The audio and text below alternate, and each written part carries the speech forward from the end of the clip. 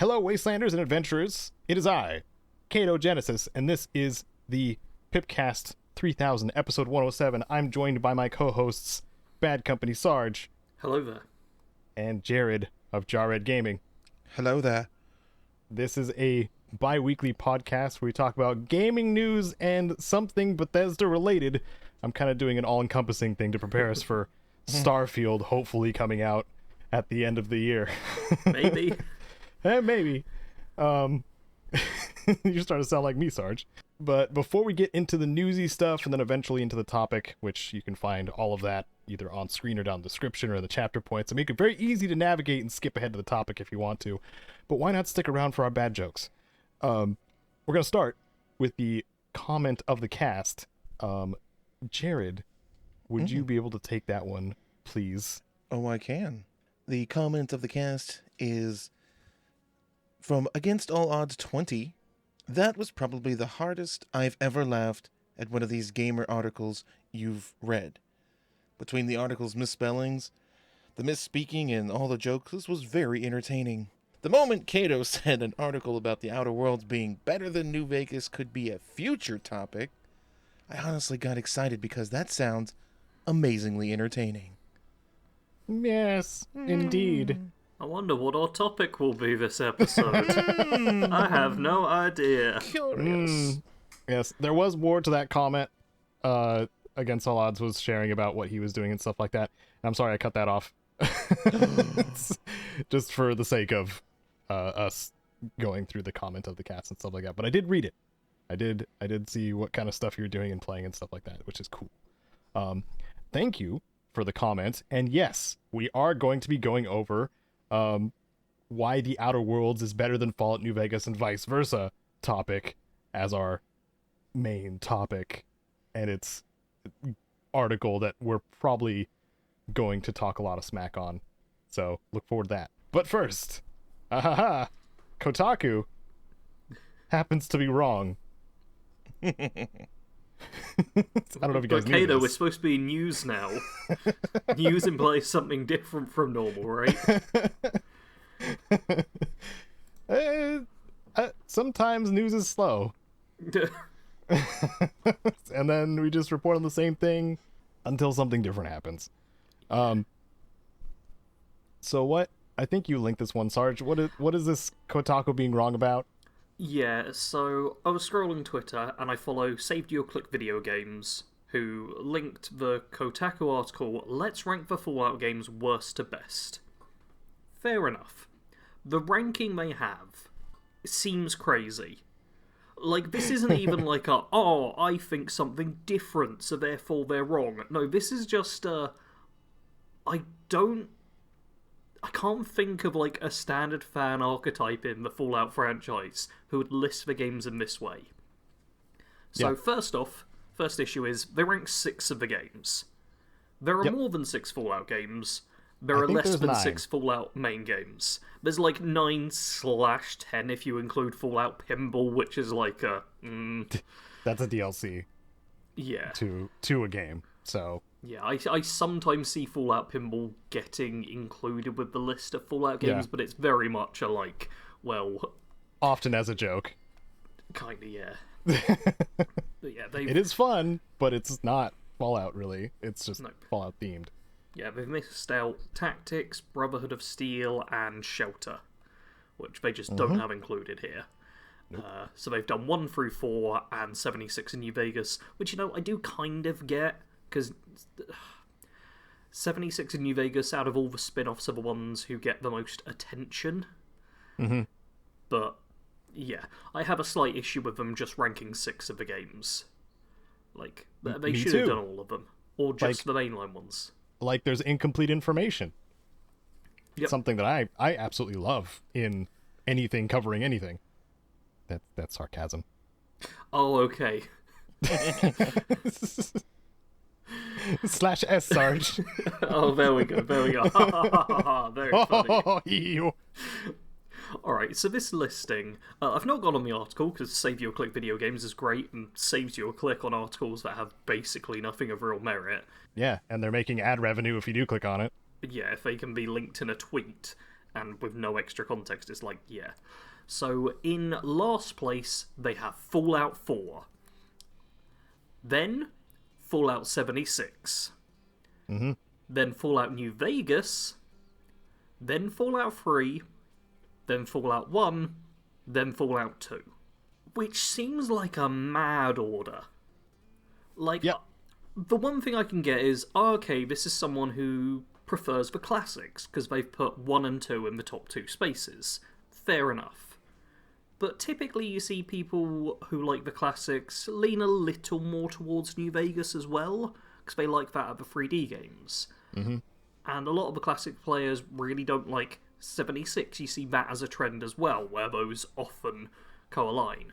But putting Fallout 4 as the worst game, and putting 3 above New Vegas, like, none of it seems to quite fit. It's like, I can almost see this, but what? It's hard to imagine where this person's head was at. The only thing that really comes to mind for me is that this is somebody who resided in No Mutants Allowed for way too long of their lifetime and decided to write for Kotaku. Oh, could be the case. I mean, Because there's severe hate for Fallout 4 in No Mutants Allowed, for sure. Especially when it comes to, the whole role-playing thing, voice protagonist, blah, blah, blah, blah, blah. yeah. That's kind of where my head was going with, the complaints I was imagining for this list, because the further up you go on the list, the more dialogue heavy it becomes. Okay. But then I see Fallout 3 New Vegas switched. So I was Yeah. like, wait a minute. Because otherwise, if those two are switched, then I would be like, okay, this makes a lot more sense. Yeah, that's the thing. I feel like you can switch just a couple of them around at some point and be like, oh, okay, that aligns with, like, a mindset I can see.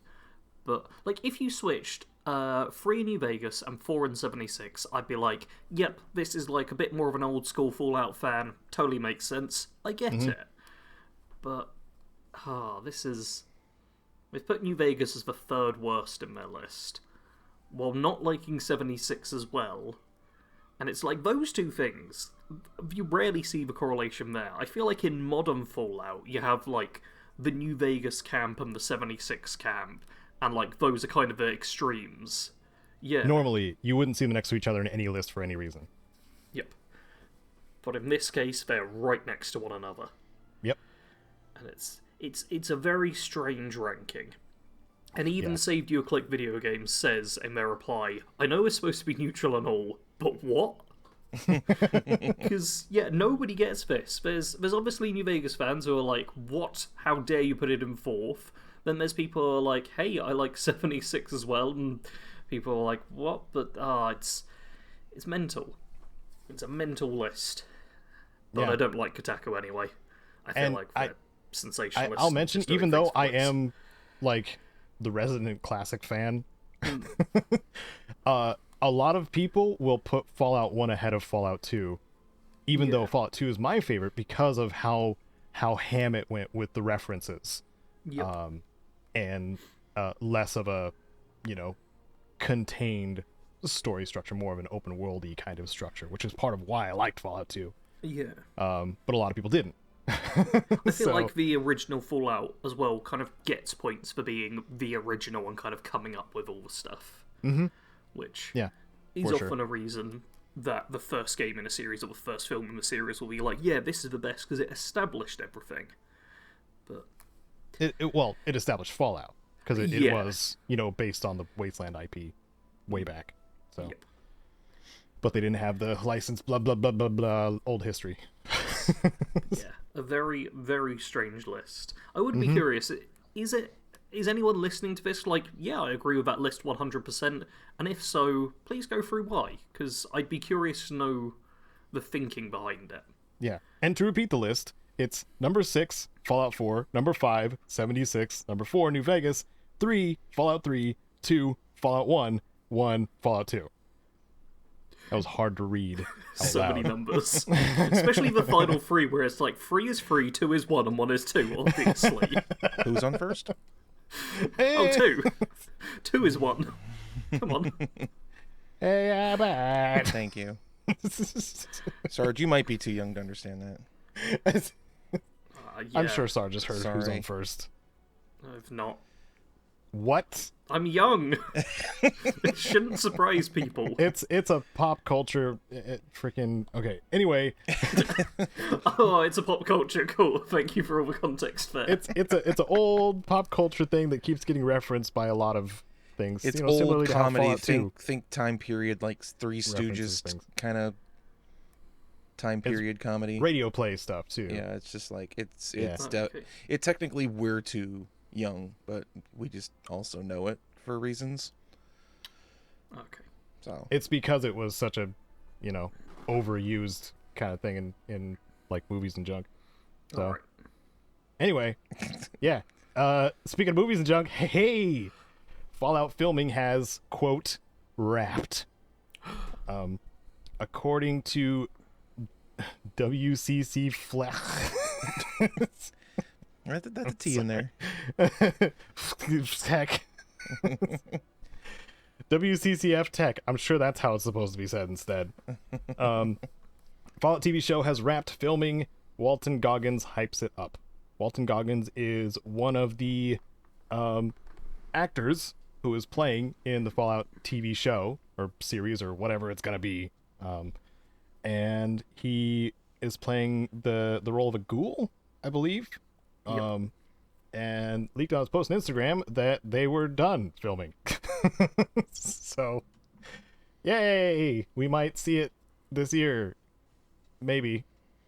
Could be. I mean, it's coming to Amazon, right? I think it is. Yeah, pretty sure it is. Yeah. I think my sister might have an Amazon account. Yeah. I could go Let over me- there and watch it on a big TV. Yeah. Let me quote the I hate Instagram so much. Let me quote what he said on Instagram though. Okay. Walton Goggins bona fide. Okay. That's his handle. Quiet, been busy, but now I wrapped Fallout. Wait till you see this frickin' tsunami coming your way. I censored that. And now have some time to myself. Haven't for a long time, never been good at standing still. Got to take my boy skiing this morning, blah, blah, blah, blah, blah. Personal stuff. Not interested. The important bit has been said already. So,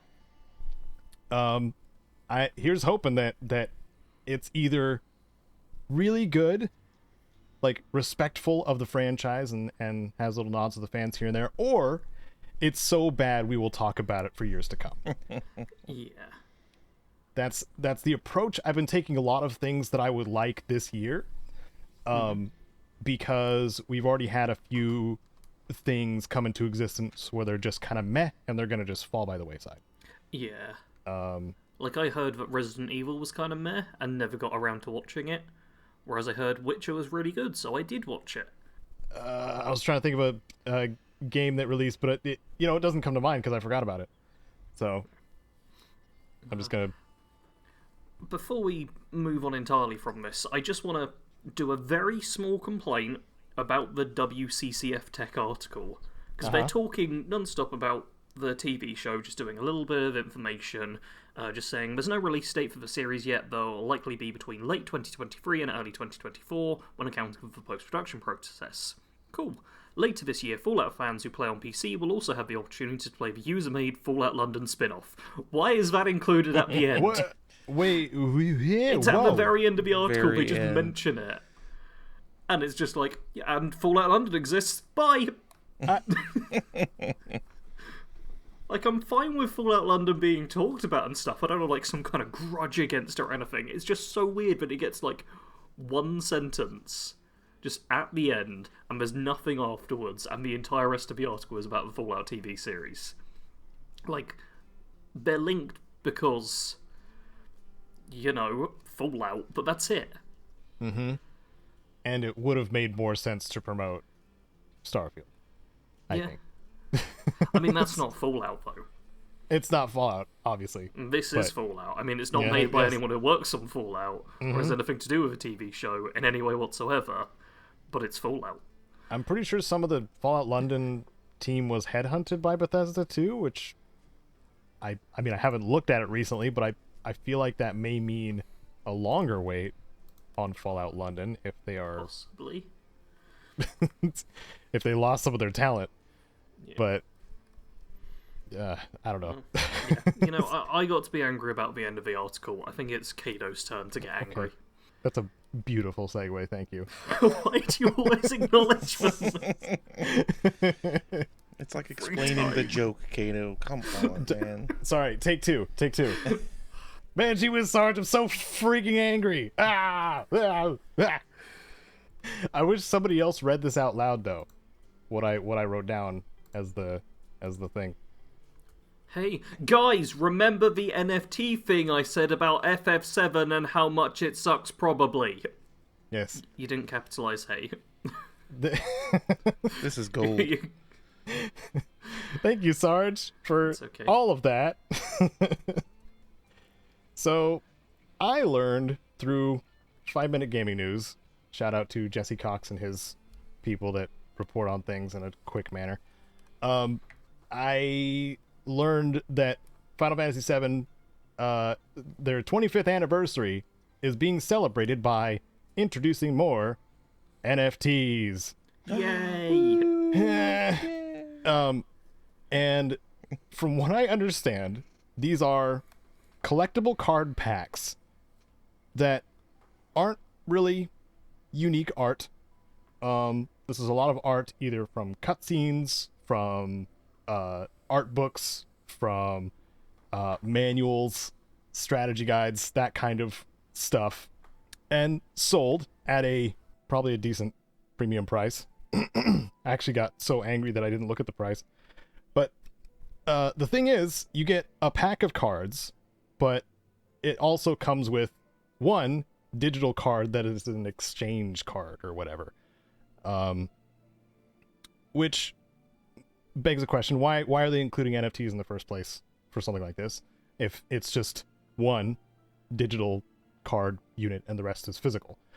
Part of what makes me think that this is kind of a bit of a retraction from what they were doing initially was that their first foray into FF7 kind of NFT-ifying their merch was figurines based on the battle models of characters, like the classic mode look of them, as actual figurines that were physical that had digital counterparts that cost you more money. Like DLC for your figurine that you bought, which is really stupid. The most strange thing about this, besides being a extremely blatant and cheap cash grab, is that I screenshotted it too, and in their FAQ they state that there is no secondary marketplace for trading these NFTs. So why do they exist? I am going to be anti non-fungible token for the rest of my life, obviously. But this entirely defeats the purpose of fostering some sort of NFT gaining system at all, in my mind. I don't know. Can you guys think of any reason? I mean, it all just seems very dumb. Yeah. And to emphasize on this is for like the 25th anniversary, right? They've got a Yep. big thing saying 25th. Yeah. Final Fantasy VII came out in 97. Mm-hmm. We're definitely in 2023, right? Yes. That's 26 years. Like, they've got this wrong, and can someone please confirm that I've managed to add up the numbers correctly? Because that's 26 years ago, right? Not 25 years ago. Even in America, it came out towards the end of the year, but still in 97. I guess so.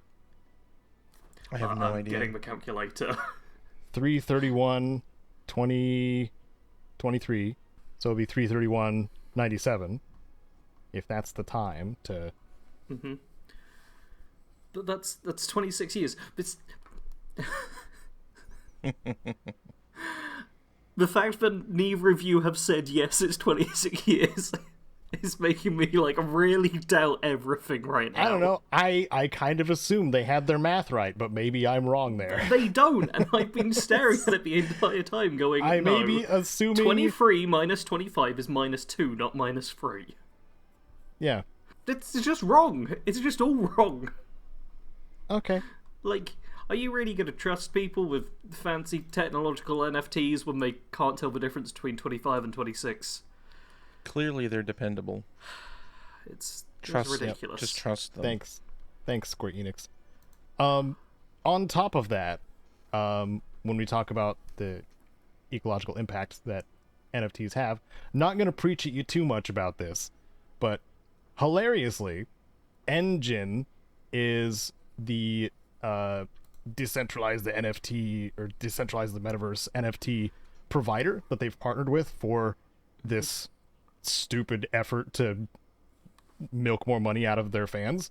Part of what I raged about on Reddit and got thankfully some attention about it because I want more people to realize what kind of bullcrap's going on. Engine hopes to be carbon neutral by 2030, 7 years from now. But until then, they're going to keep ruining the planet by making useless digital assets. But they pledged. They have all these graphs that are saying like we're so much better than Ethereum and stuff like that. Still, these are useless receipts they are producing and wasting fossil fuels to create. It's really just dumb all around, and it is one of the worst times to be a Final Fantasy VII fan, because that hurts me deeply. This Final Fantasy VII is one of my favorite franchises of all time. So seeing this Square Enix even further becoming, what they depict in Final Fantasy VII as the villain, Shinra, by killing the planet to give us digital cards, is dumb and awful and stupid and a scam. Yeah. I've just been doing research to see if there was anything I missed on like the NFT and blockchain and any of that related stuff. And the only thing where I'm like, yeah, this is the point they're hammering home as this is the reason to do it over standard just money and how we've been living for thousands of years now, is decentralized finance. And they're like, yeah, you won't have a middleman. And they seem to fail to point out that you're buying, the currency from the middleman. Yeah. I genuinely see no advantage to it. I could kind of get people still going for it if there was, a case of, oh, okay, well, it's got this over standard purchasing and financial world, but there seems to be literally nothing. It's just, hugely taxing, really volatile. The only reason people go into it is for the market to rise and for them to then sell it for actual money. Yeah, and the marketing system doesn't exist yet. It's one of those things that's not as of yet existing. So you're buying nothing, and they are supposedly in control of you having it or not having it, which, again, is very Shinra. Yep, and all the articles on it are super technobabble. There's no plain English kind of, oh yeah, well this makes your money safer, or any words like that. It's... I'm having to keep stopping talking, because I'm not allowed to say a lot of words on this podcast. And they're all the words that are in my head right now. Why can't I get, a PlayStation Plus card in my card pack? Why not give me that? Come on. Xbox is still winning the console wars if you're even subscribed to that idea. We've got plenty of digital transactions already. It's not like this is some groundbreaking thing where everyone was paying in coins this entire time. We already have digital transactions. It's just a new currency, which is not going to talk. I'm just not going to talk. Someone else do the transition to the next thing. It's such an easy topic to rant about, too. And something I can ramble on about for a while, too, is Dying Light. Hey. Because that is a zombie franchise that I have adored and enjoyed and complained about on a semi-regular basis. So, I would like to let everybody know, thankfully whoever posted this, is Dying Light Enhanced Edition is free on Epic Games right now. between the 6th. Not right now, but It is free on the Epic Games Store between the 6th and the 13th of April. yes. So mark your calendar. If you don't have Dying Light Enhanced Edition, I believe Enhanced Edition includes all of it. Wait, is this enhanced or definitive? This is enhanced. It says it includes the following, which is the name of the DLC. I wasn't using that as Oh god, that's... yeah, It's Dying Light with a bunch of extra stuff. or at least I think. No, I'm looking at. Okay, yeah, because it says the following on the title card, but it doesn't say on the actual title of the thing. This is very confusing. But you're getting Dying Light. Dying Light is fun. Play it with your friends because it's a fun zombie game experience. And that's all I had to say about it. I have highlights of it, of me and my buddy Nelsar playing a lot and goofing around and throwing propane tanks at each other. Keep an eye on it. Something you won't be able to keep an eye on anymore is E3, because it's gone. Thank you. Forever. Why is it gone? Because it sucks. Yeah, take that, E3. Well, why is it really gone? Caedo, I need to drink. Oh my god. By now you're feeling the poison I slipped in your drink. The antidote is purchasing Final Fantasy VII NFTs. No, we'll just live with the poison. No, now I have to leave it in because that's actually genuinely funny. That was my plan. I mean, the most honest thing they say is, like, it did not garner the sustained interest necessary to execute it in a way that would blah, blah, blah, blah, blah. Which still does go on a bit, but they basically are just saying, people don't care anymore. There's just not enough interest in it. Mainly the last paragraph goes over it, too. It's not really fans, per se, more so than the publishers that would normally be there.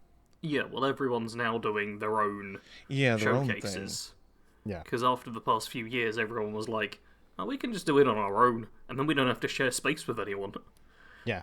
So, most recently it was Ubisoft that backed out, but Xbox, Nintendo, and PlayStation had already not been a part of E3 this year. Yeah. So when you've already lost all the big console companies, you're just looking at PC then. Yep.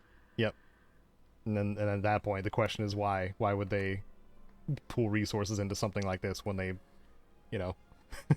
don't have the big companies anymore? I was joking earlier about it being gone for forever, but No, the odds of that being true are actually pretty high. I'm getting that feeling now. Which I think there is a quote saying, ReedPop and the ESA will continue to work together on future E3 events. However, I can't remember where it was, but there was definitely there's no mention of actually undertaking the show in future years, and it wouldn't be at all surprising if we don't get another E3. End of an era. Yep. I'm not really the biggest fan of it, because I think if I can call back to 5-Minute Gaming News, Krendor, who has his Kren Minute and stuff like that and whatever, he was saying he liked the idea of going to one place to see like what all of the big publishers have to show instead of clocking for multiple different presentations throughout the year. Which I think that's viable. I think if you had to drive to different places in California to ride Disneyland rides, that'd be annoying. Yeah. If my metaphor checks out. So, and it would probably be on a grander scale than that, because you got to assume Xbox is probably going to be doing stuff around Renton, because that's where they're headquartered, and Nintendo and PlayStation is probably going to be, elsewhere. So Japan. It's not even. I didn't want to assume, because I know Nintendo also has an HQ in the state of Washington. I've seen it, but obviously it's not their main home. But yeah, it would be a lot more than just going from one city in California to another city in California, and we're going from one city or one country to another assumably another country, which is even more daunting, really. Yeah. I do think the in-person part is the thing that's most detrimental about this. Because I know as someone who has no interest in going to an in-person event, even if I had the capability to do so, this is not good for me, but fine for me. Because I'm not going to watch the Nintendo thing. I'm not going to watch a PlayStation thing. Not going to watch a Ubisoft thing. But an Xbox presentation or a Bethesda presentation, yeah, I'm going to watch that. And just having those very specific and more focused ones is good for me from my own perspective. Because it's like, I don't want to watch the other stuff. I just want to focus on the stuff which will be covering things that I might have an interest in. Yeah. I mean, I guess that is a good, like, other side of the coin. Because, you know, I still plan to watch the Game Awards because they do have a lot of trailers and promotional stuff for the things that are coming out. But also they have esports. I don't care about esports. But League of Legends. But Dota 2. Yeah. Don't you know who was the best bot lane? Come on, man. Priority check. Yep. Sorry. I think I gotta go mid. That's a term. I think if you would have asked me like 10 years ago, I would have said that I would have wanted to at some point attended an E3 just to experience it. Yeah. Because I for mean, sure. I know Caedo. I know you've been to PAX, and I've been to PAX, and it's a really cool. My first trip to PAX was last year. I've been twice, but it's a really cool experience, you know. And I always wanted to see the big one. The E3 has always been the big one, the one that everyone goes to and talks about. But like, yeah, I have very little interest, even if it was still going on at this point. Yeah. So, I guess kind of like you were saying, end of an era. I suppose we'll see how much juggling is required for those who like to, you know, absorb multiple systems into their brain. Yeah. I'm watching like the little video they've got going on the E3 Expo website. I think not being able to play the games, I could see that as a big disadvantage, because that was obviously a big draw of the in-person Yeah, no thing. demoing. Yeah, but I feel like there's more and more like specific events held for just a game, where influencers and stuff get brought in to play it, and then we'll talk about it online. And I feel like that's a lot more of a trend now than just letting the plebeians go and play it. Well, we also know that the publishers and developers can hide a lot of things because they give them freaking canned footage. Yeah. Yeah, because like they've done that with Redfall also. That they've like, but it's an Arcane game, so I'm holding out hope that it is pretty polished when it comes out, because they haven't really had that problem. But at the same time, Cyberpunk did that too. They were like, you only get to use our footage before the game came out, and that was a train wreck that was in a dumpster and also on fire. So it's one of those things where I can see both sides, where it could very much be they're trying to hide all the broken stuff, or it could be they don't want someone to just basically speed run through the game and then lose a bunch of sales because people are like, seen it. There was also the blatant I don't want to say bribery, but that's the only word that comes to mind. The 76 event that had a bunch of creators to a go. fancy place, yeah. Yep. Yeah, they had them test out the game. They didn't say much that was that I recall that was outwardly aggressively negative about testing 76. To be fair, I feel At like that event. 76, when you've only got like a few dozen people online across the entire game, and you're all just getting to grips with it, and you've got the devs in the room potentially helping you or whatever. Like, that's a very different experience just on its own from playing it at home. Mm-hmm. Let alone being in some fancy place and having been flown there and be catered to or whatever. Yeah. I don't know. It does sound like bribery. So, mainly I'm just hoping that things improve in the, I guess, demo / public testing side for stuff. I mean, there's a lot more early access and betas these days, so yeah, maybe that'll balance everything out. I know it's not on our outline, but like the Resident Evil 4, like right before it came out, they had the chainsaw demo, which was a fairly chunky, like memorable part of the game that a lot of people were just eating up. And was a proof of, hey, this is how it kind of works. You're gonna be playing as badass Leon again. You got these new little actiony, mechanic-y stuff, and ooh, there's a chainsaw man, you know. And then the game came out, you know, and it sounds like it's being received well and working okay. Also, RE Engine seems pretty compatible with PC, which is great. So maybe it's partially that too. I'm going off track pretty hard though. So something else that went off track, Marvel's Avengers having their final content update out March 31st, which is 2 days ago when this gets published. So this is one of the mini games at this point. I wish I had some examples that came to mind for games that just cut off their online services and made their microtransactions, in-game unlockables, and just let it go. But I need to double check and see when this game came out. Also, this was Crystal Dynamics developed, and Crystal Dynamics got dropped by Square Enix, right? Did they do Forspoken as well? Crystal Dynamics. No. No? No. I feel like I heard Square Enix dropped for Forspoken people, so I was wondering if that They was the same. did. They did, yeah. Well, Everyone's just getting dropped.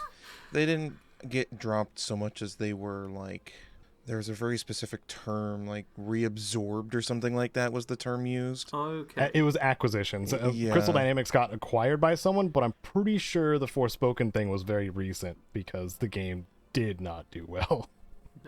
No. I wonder if the horrible trailer had anything to do with that. What? What's wrong with that trailer? I wonder if horrible just game choices had to do with that too, because I watched some footage. I mean, I remember a bit of footage of Forspoken, and it was like, it looks a bit bland. Mm-hmm. And that's about as strong a feeling as I had on any of the games. Like I some saw. aspects of the gameplay, especially like high-level spellcasting, looked really cool, but getting through the slog of the dialogue quippiness between like Cuff and what's-her-face and Frey, whatever, main character, and then like seeing like one particular person that I watched, actually two, there was so much stopping forward momentum of the player constantly with cutscenes, constantly, and getting control ripped away from you. To me, I have a low tolerance for that. If you're gonna play me a cutscene, play me the whole scene, and then let me go do what I want in the open world, because it's a freaking open world game. And this is turning into a rant that says, "Let me control my character that I'm supposed to be controlling." But I mean, later in the what we're playing section, I'll talk about a game which does that, occasionally taking control and doing that stuff in an open world really well.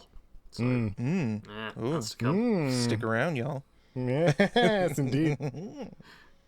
Which game had worse dialogue, Forspoken or Atomic Heart? Oh gosh. Ooh. Well, I felt like I could tolerate Atomic Heart a little bit longer because I beat it. So I'm not gonna get into that again. I just had to throw it out there. I know. It's a glove or a cuff or whatever. They're all kind of annoying. But anyway, back to Marvel's Avengers. That was the initial start of this topic. August 14th, 2020 is when it came out. So this game lasted less than 3 years as a live service game that was, from the outside, something that was destined to succeed because it's a massive franchise, all the funding you could imagine, and it's cutting off its services. Sucks for those who enjoyed it. It's something we've got to kind of get used to when we see like live service games. That's why probably a lot of people were turned off by the Suicide Squad trailer, and like when they started showing the mechanics of the game being super live servicey, they're just like, well, how much should I invest into this? Because is it gonna last, longer than Avengers? We don't know. Probably not, actually, because the MCU is more popular. Sorry, DC fans. Yeah. I'm really pulling for you, but DC's having a rough go at it. Batman's pretty great. I mean, Batgirl looked interesting. I wonder what happened to that. Womp womp. I feel bad because we're also kind of taking the piss at them, but Well, if I may, real quick, just redeem. yeah. Like, Yeah. DC's got some really freaking cool stories that could be told. That's the thing. Like, Yes. they stick to Batman and Superman. It's like, there's so much more. There's some really freaking cool stuff. Like, I had a old coworker buddy of mine who knew everything about DC. Big comic book nerd, could tell you the mythology of everything. And there's some really cool stuff. It's just waiting to be, like, exploited, for lack of a better word. It needs to be executed well. It needs is the what Marvel we're- treatment, honestly. Like, what we're hoping for, I yeah. hate to say it because I know people are polarized with Marvel as it is, anyways. But it needs that because there's so many stories that need to be told. And I feel like it's not for lack of trying too. They're just not quite. Yeah, it is a Hitting little it of where- lack of trying, but it's also just bad luck. It seems. Yeah, could be. I mean, I feel like DC movies try to just sprint to the same point that Marvel was already at, whereas Marvel had spent a lot of years building up niche characters and stuff, and DC was here's some popular ones, we'll throw them in. We've also got an Avengers. Hey! And people were like, that was quick. What? Yep.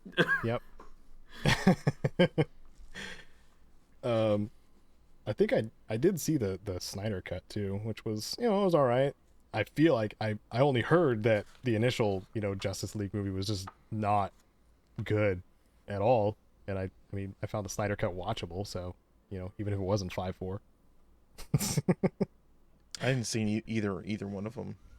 Yeah, it was in 5.4 as an artistic choice, Yeah. which is very interesting. But I mean, I didn't feel like I had a problem with framing, so like that was the plan from the beginning, which was kind of cool. But anyway, back to the thing again. Marvel's Avengers still exists as a game that I believe you can still just play or get and play, but it's not going to be getting any more updates as of March 31st, which just happened. Yeah. There's nothing else being done to it. Those of you who poured money into microtransactions for cosmetics, sorry, now they're just available through gameplay. Shame on you, first of all. We've all fallen into the hole at one point. Yeah. Could this be like sort of like the best time to get this game though? Since now everything is all the stuff that you would have paid for normally is now free, so you can just play the game for what it is, regardless of updates, and then just enjoy the game as it exists now. And then when you're done with it, you're done with it. I don't know. I know I have at least one Marvel stan in the listening department. So maybe he can. I mean, he's the comment of the cast too. I've shouted against all odds out multiple times already, both in the Let's Play and here, because he is my top commenter. Like he's left hundreds of comments on my channel. The definitive edition is $40 on Steam right now. Mixed reviews, weird. Could be because of the microtransactions though. Could be that. I mean, you can look at the mess that is Steam reviews if you really want to. I don't usually recommend it. I don't. But here's the thing, if you are interested in something like this, I would say try Midnight Suns. I knew you were gonna say that. Am I wrong? I don't know. Because you get to live out a hero fantasy, you get to hang out with them in the Abbey, you get to go on fishing dates. There's so many good things about that game, and then there's just some things that are just so glaring for me personally that I haven't played it in a while. if you approach it with the half and half kind of thing that I talked about before, Sure. like you're probably gonna have a good time. Yeah. Whereas Marvel's Avengers might have a little more repetition that you're not a super fan of, and you can't go on dates with them that I know of. Well, selling point sold. I like hanging out with Nico Minoru. No, it's actually, it's a really super know. cool aspect of that game. Getting to hang, I think that's one of the best aspects of Midnight Suns is getting to hang out at the Abbey and just explore on just wherever you want to go and stuff like that. That's definitely one of the major pluses in that game. Yeah, it humanizes superheroes. Yes, indeed. They have their own struggles. Oh. And did you know, I heard through the grapevine, that Blade may have a crush on Captain Marvel. Who doesn't?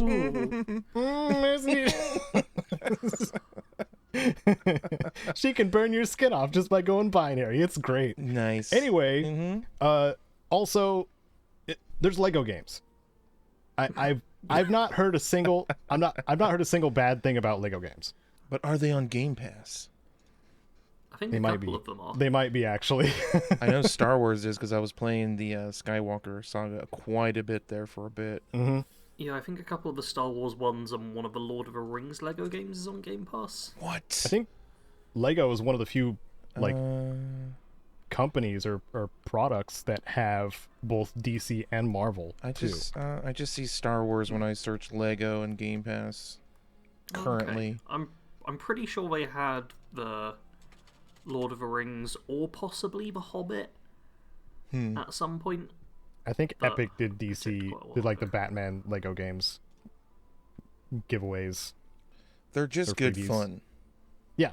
The Lego games, like If you want something lightweight, go for Lego games. Yeah. For real.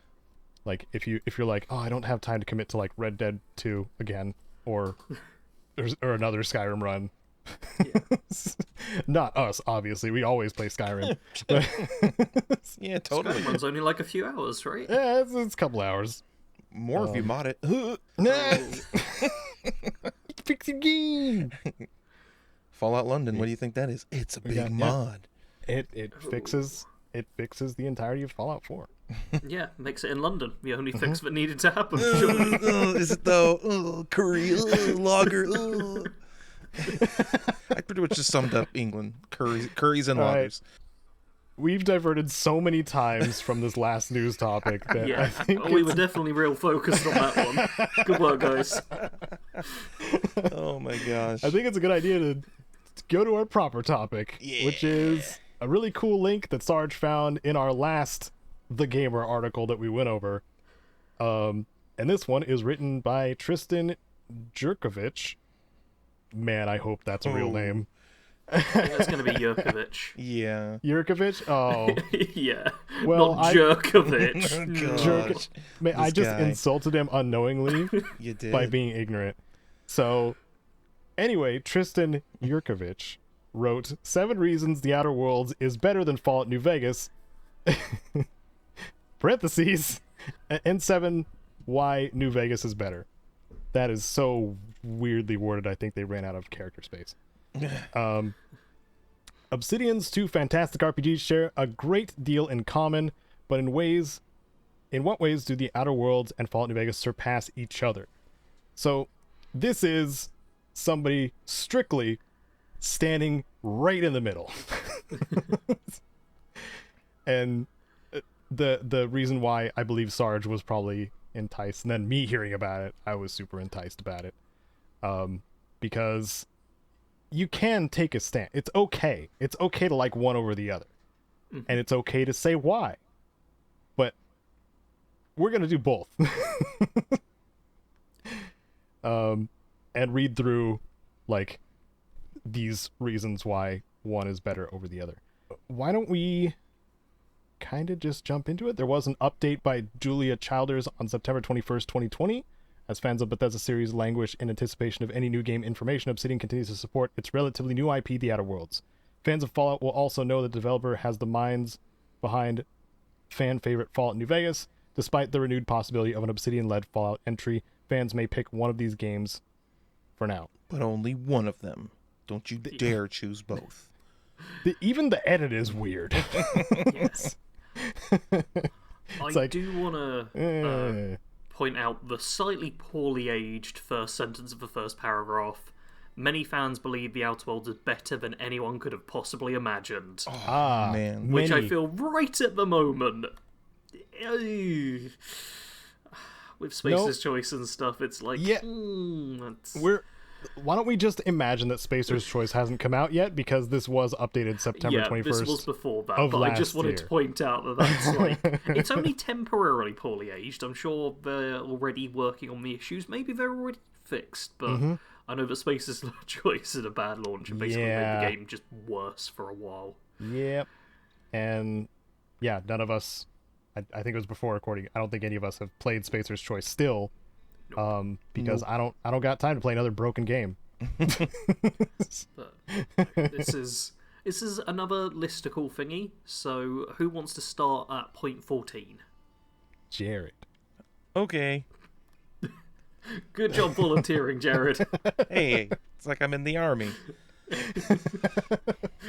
Number 14. Companions, The Outer Worlds. Companions in The Outer Worlds actually feel like real people. It's not that we didn't enjoy the company of our compatriots in New Vegas, but they didn't have the heart that everyone does in The Outer Wilds. That's... What? Wait a minute. Wait a Jared read minute. that right. I said that correctly. Excellent. This is going to be a great article.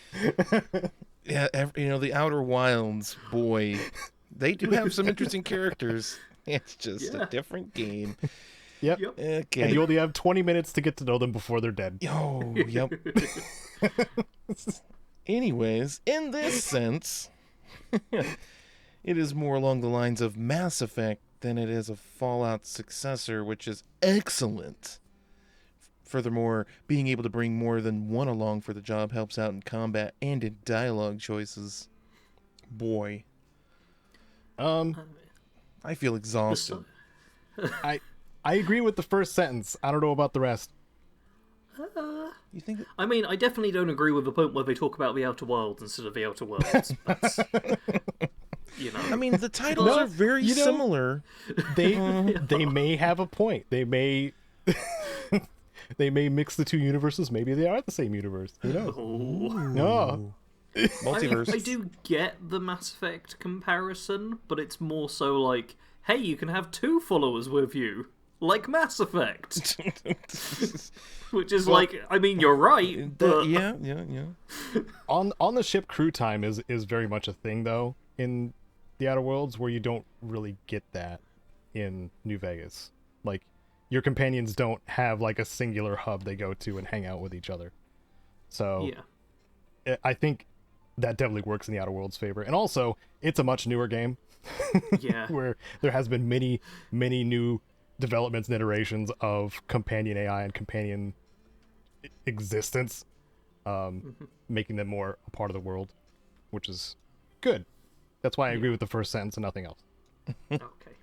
Well, overall, I do think companions were done a lot better in the Outer Worlds than in New Vegas. Just in a general sense. Like, I'm not a huge companion/follower person. Same. But I'm more inclined to go with companions in the Outer Worlds than I am in New Vegas, where I'm more likely to go alone a lot of the time. Mm-hmm. Yeah. They also don't... Oh, wait, they can permanently die, but I think it's very much one of those things. Isn't it just in, like, the hardcore mode? Yeah, pretty sure. I think... Yeah. That's the Otherwise, same they with just both go games, down. right? Yeah, I think so. Is it the same? Yeah. Yeah. That was a similarity. I like that. I like settings that let previously essential characters die. Yes. And something I wish all games had. Just a let everyone die button. In New Vegas's case, it prevents them from just being really stupid. Like, their AI comes to the forefront of how stupid they are in hardcore mode in Fallout New Vegas. Everybody for sure remembers Cass's death to a fire gecko in my New Vegas playthrough, where I was just like, no, screw it, I'm not reloading, because she's dumb.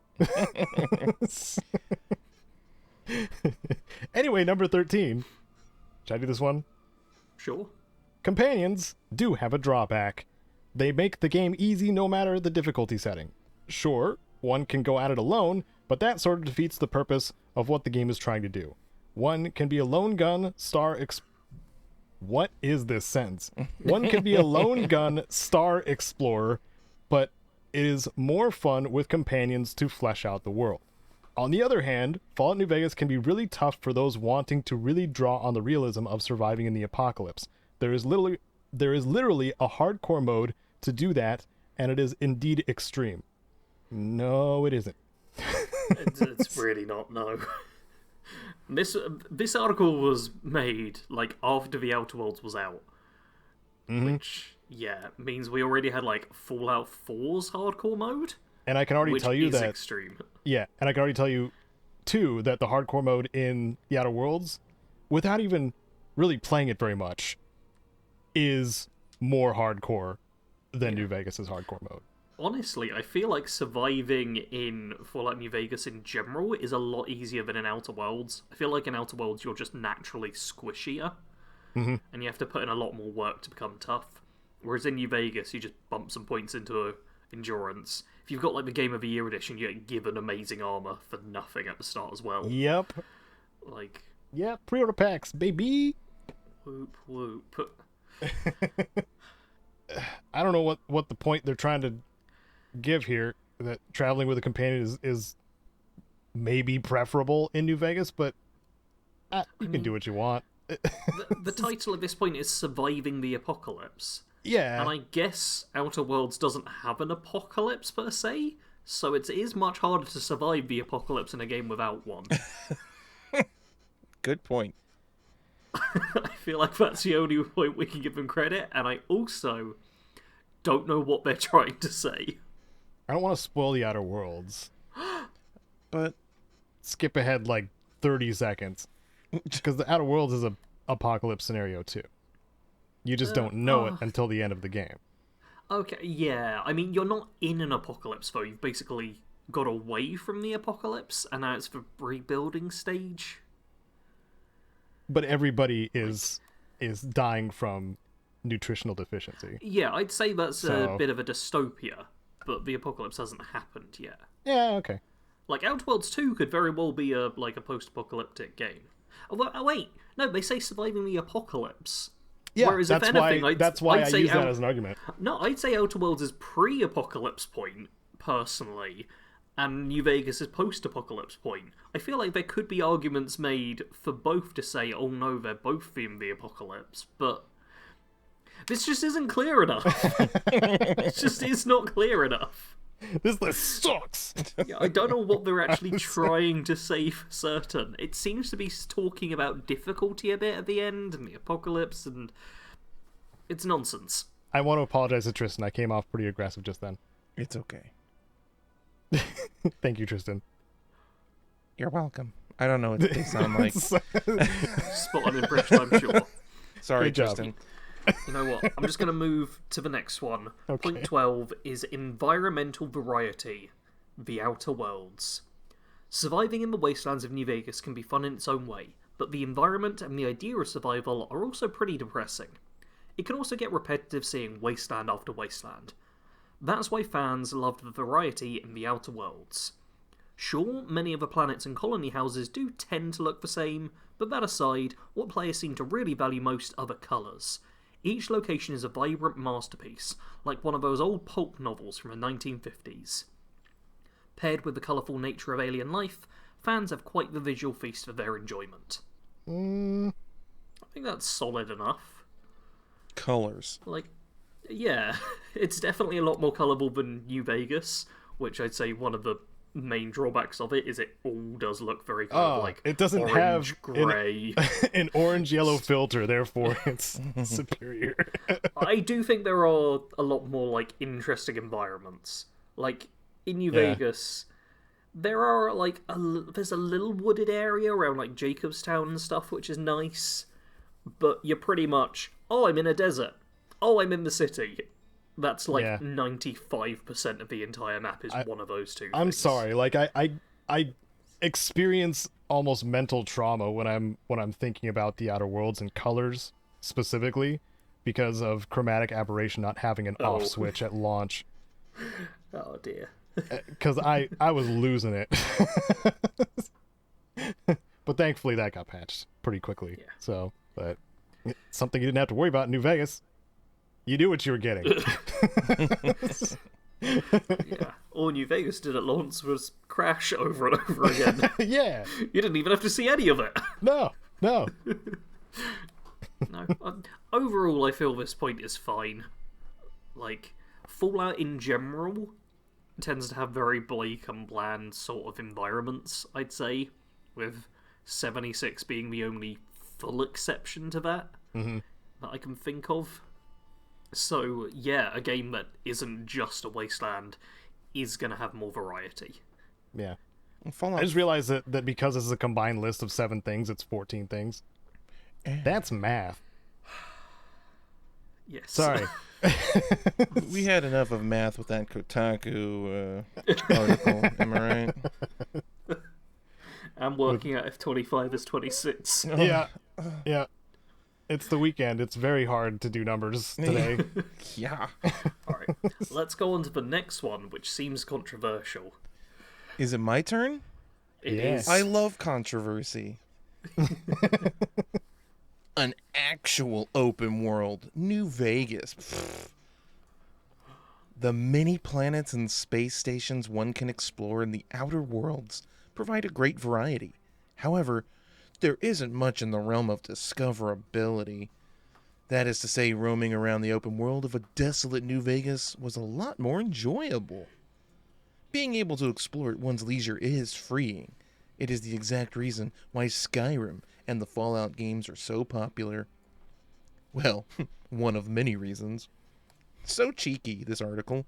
Wanting to find out on what's around the next corner just doesn't have the same effect in the Outer Worlds.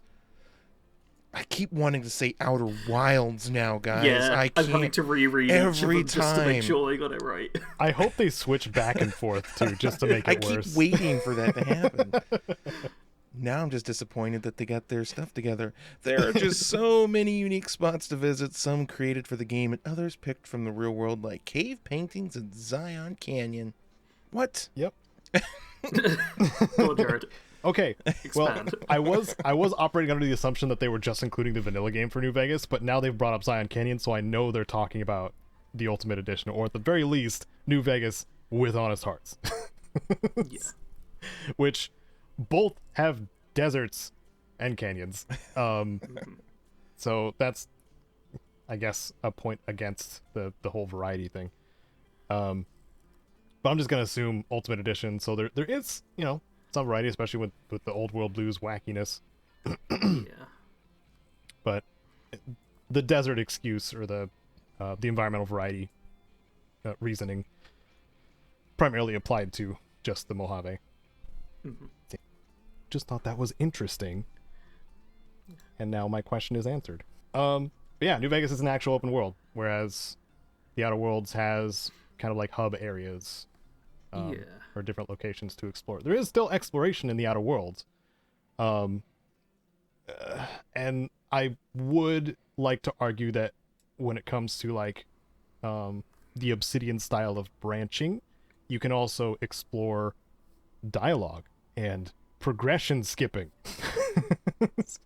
which is actually really fun depending on what you do. Whereas New Vegas, how much progression skipping is there actually? It's just going to the tops, right? You just wander over Kilbenny. Yeah. Pretty much. Yeah. So you skip out on like the first act, essentially. Yeah. Which is mostly just trying to get to New Vegas. Yeah. It's just doing a U shape away from New Vegas, essentially. Yeah. So, but I guess the actual open world when it comes to like square mileage, yeah, I'm sure. I feel like it's a little strange, though, to compare, because, like, Fallout open world, it's you're on one planet, Yeah. whereas in the Outer Worlds, you're going to multiple planets to try to implementing a true open world. Yeah, I was trying to factor that into my mind, like, well, if all the planets were combined together, how would that feel? And, yeah, I do think it is just a case of, well, you're limited. Because, like you say, it's on a planet. You have to then go to another planet. It's almost like level select style things, Yeah. which I guess if you want everything to be interconnected, then New Vegas does get the point there, which kind of feels like maybe that's kind of what they're going for. Yeah, I get it. I suppose so. I feel like they could have emphasized it a bit more in the article, because they're just like, oh, finding out what's around the next corner is great in New Vegas, Yeah. and there's But- unique places. But Outer Worlds also has that. Whereas if you were like, well, you can just kind of keep going, and there's more and more, yeah, and all of it's and connected, would be a better argument. I never got, like, I'm one who does really, really enjoy exploration in games. Like, I love seeing new things when I'm looking around, and especially being rewarded for exploring, like, oh, what's up here? What's behind this? You know, that kind of stuff. And the Outer Worlds still does that, but it's just different chunks and different areas that you can go to, you know, however you want with your ship a lot of the time. Yeah. Right. So in that sense, they're not that different, especially because it is Obsidian and they know how to reward players for looking into things. So I don't know. I don't know if this is a point in New Vegas' favor, because either one is fun to explore. Yeah, it's an arguable one. So I'd say if we're nice, we give it to them. If we're not nice, we don't. That's essentially where it goes. But one that I'm sure list maker Caedo Genesis will have an opinion on is weapons in the Outer Worlds. Are they the blammiest of all of the weapons? The blammiest. That's a callback. My first list was the 10 blammiest in Borderlands 3. Number 10, weapons. The Outer Worlds. Both games have a ton of weapons. That much is true, and their variety is also pretty rich. However, we found that the Outer Worlds has a tiny leg up on New Vegas. The biggest reason is science weapons. We don't want to spoil them all here, but they are wild, to say the least. One of the earliest that can be obtained is a literal shrink ray that is just the tip of the iceberg. A bit of advice, avoid the Spacer's Choice gun, if at all possible. Most players would agree that it is, in fact, not the Spacer's Choice. Avoid Spacer's Choice. Got it. Thank you, article. That's pretty great, actually. The Spacer's Choice gun. That's funny because the unique of the Spacer's Choice gun is actually really good.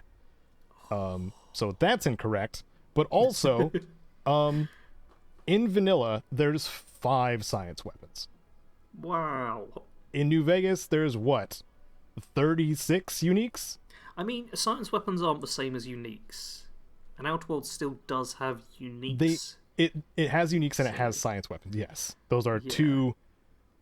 I still don't know how I feel about the different classifications like that, but they, yes, they have 2 classifications in that way.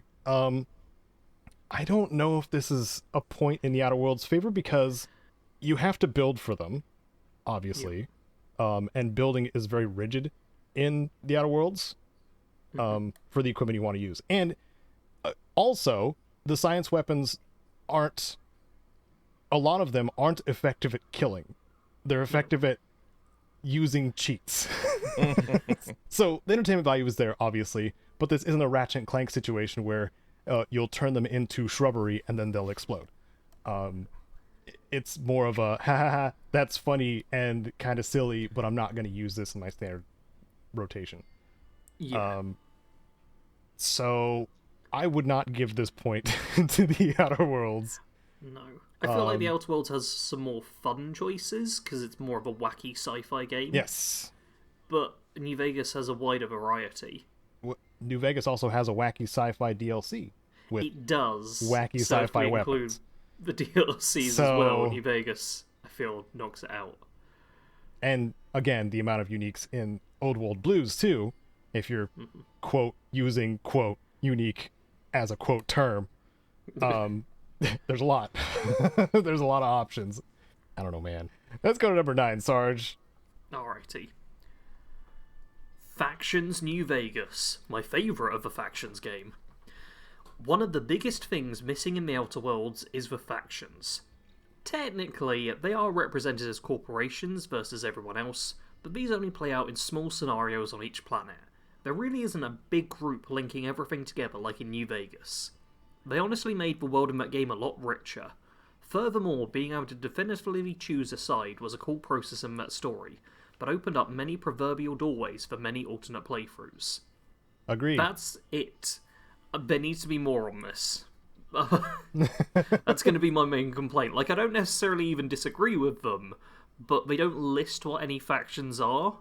And obviously they're hinting fully towards Legion, House, NCR, or Yes Man as the four kind of endings you can go for. And they're showing the Kings as well, but the Kings isn't like an endgame thing.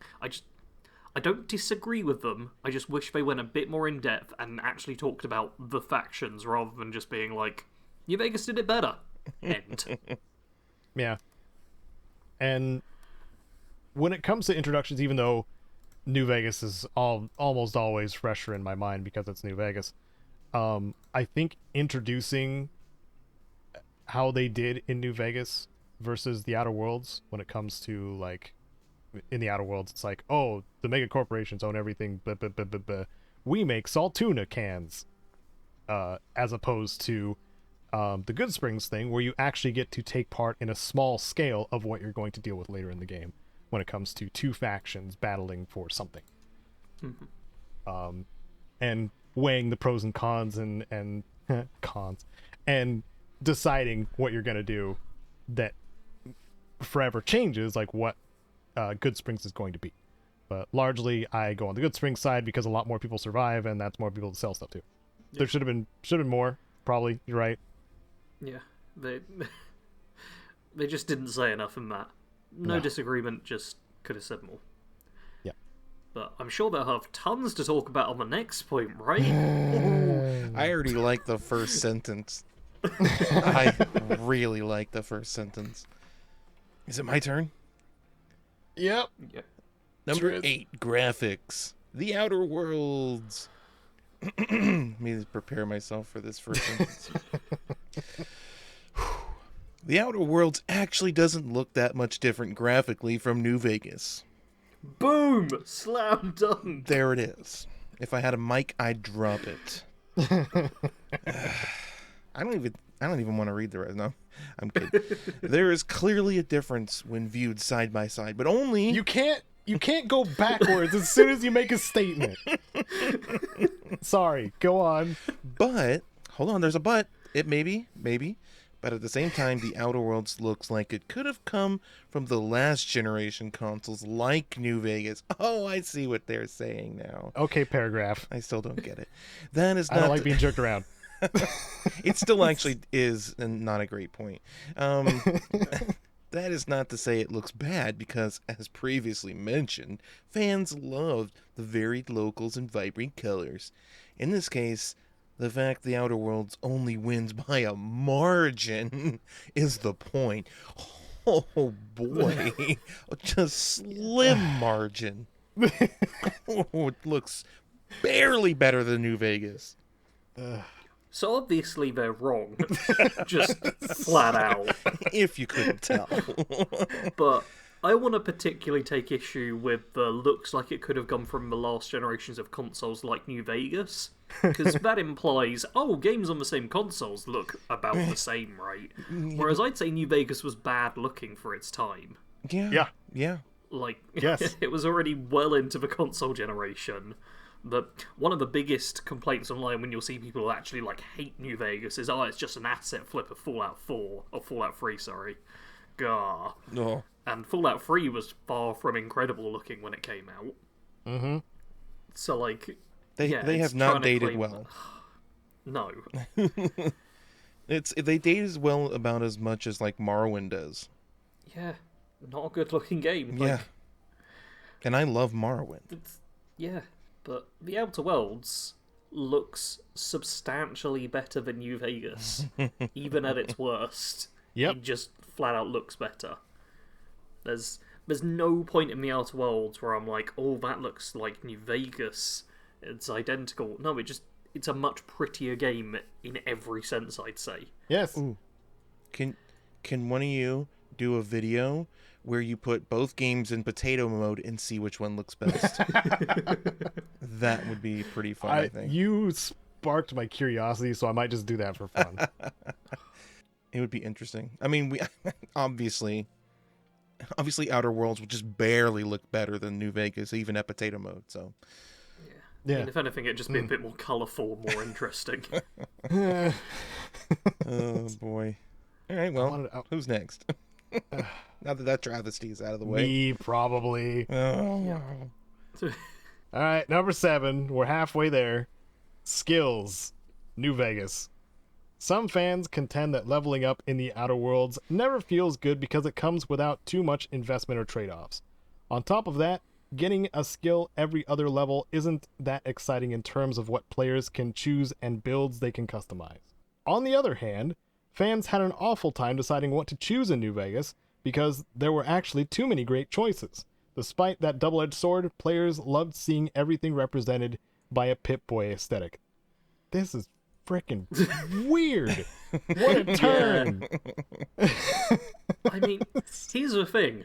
I think skills in New Vegas / perks, which they're conflating with, are better than skills / perks in the Outer Worlds. Yes. I'd agree with that on a base level.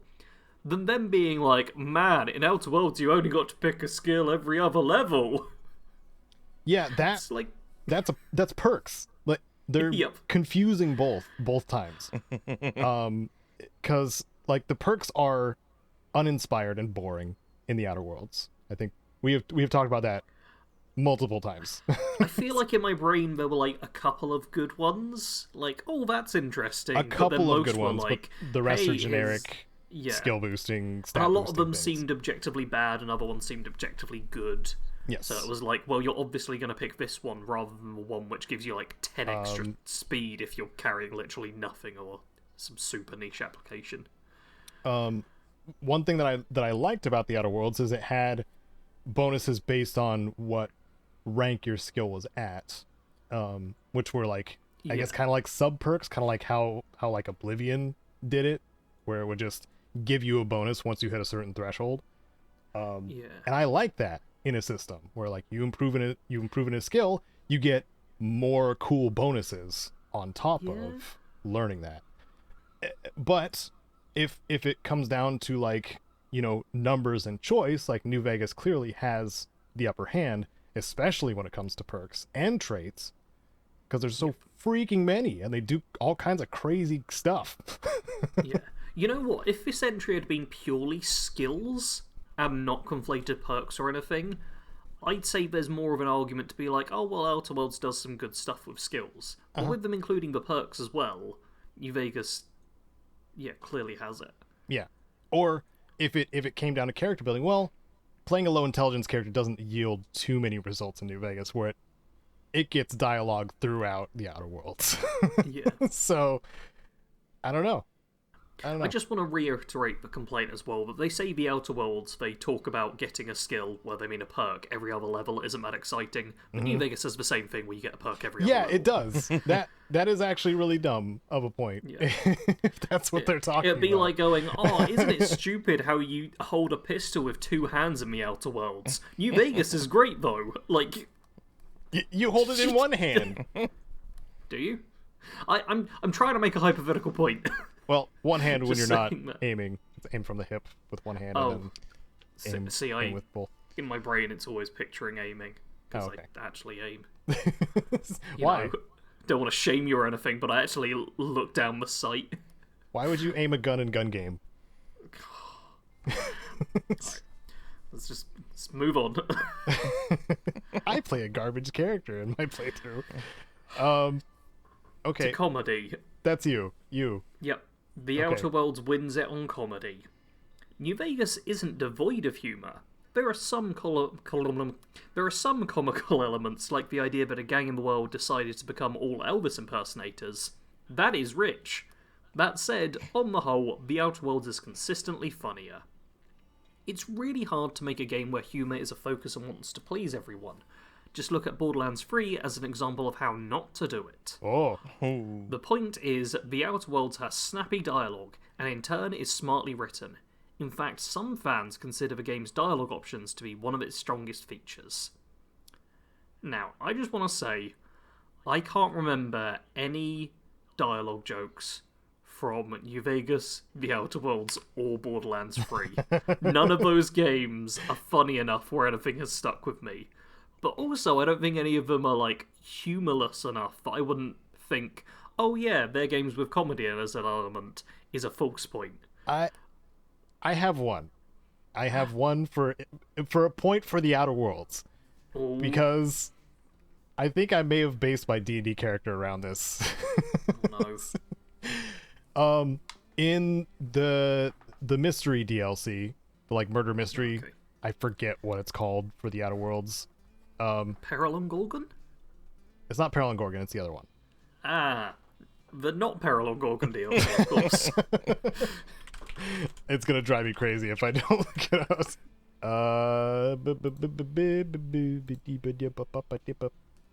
Murder on Eridanos.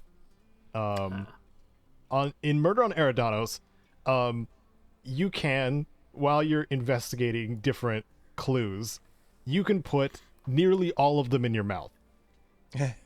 Now I see. And Parvati was with me, and she's like, Captain, you're not gonna put that in your mouth too, are you?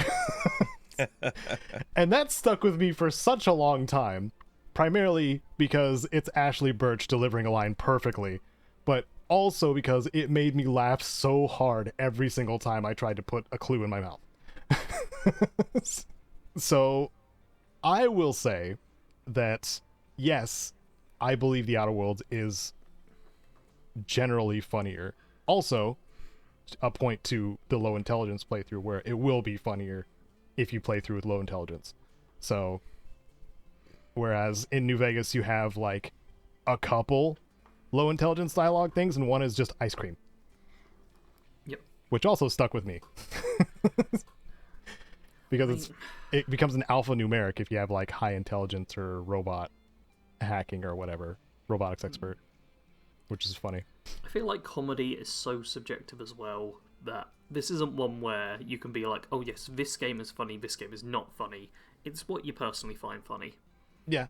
I unfortunately had a recent real-world example of realising all my really funny kind of more highbrow style videos got a much less laughter from one person I know than a fart joke that was told one time in a stand-up set, which had them crying. And I was like, oh yeah, people have different senses of humour. Yep.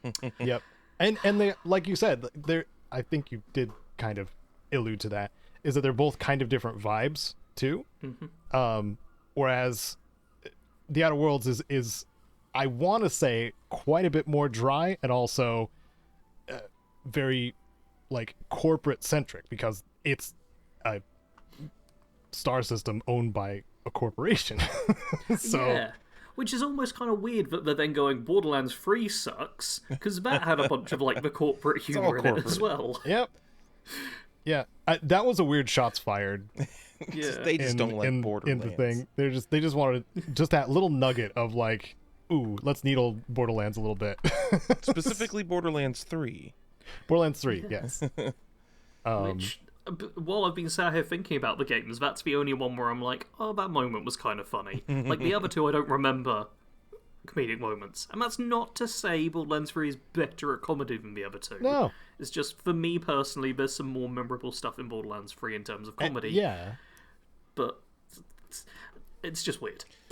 I think there's also something to be said about like New Vegas is sort of like, it doesn't necessarily have to try to be funny. It's just the jankiness of the game, because it's a Bethesda game, kind of just lends itself to comical moments, whether it's like a companion just like doing something weird, or you know, just the way the game is. So like in a way, like Outer Worlds tries to be funny, whereas New Vegas doesn't necessarily try to be funny, but there's still plenty of humor to be found Yeah. accidentally. I could bring up Old World Blues again, but after the first time, because they monologue for so freaking long, it stops being funny. Yep. I think it's a half-hour conversation you have at the start of Old World Yep. Blues. I'm pretty sure I live streamed it one time and was just sat there. And then you for ended the stream ages. because obviously you didn't have any more time to play. Alright, let's move on to the next one. Okay. Monsters. Who is it you, Jared? I think so. Okay, Yes. do it. It's about monsters. Grr. This may be because the game is easy, but we never felt threatened in the Outer Worlds by enemies, be they human or supernatural. All the creatures specifically just feel like knockoff versions from the Fallout universe. For example, akin to Deathclaws, the primals are the worst enemy in the game, and yet seeing one still isn't as terrifying. Perhaps aliens just don't feel that scary compared to giant scorpions in the desert. Ooh.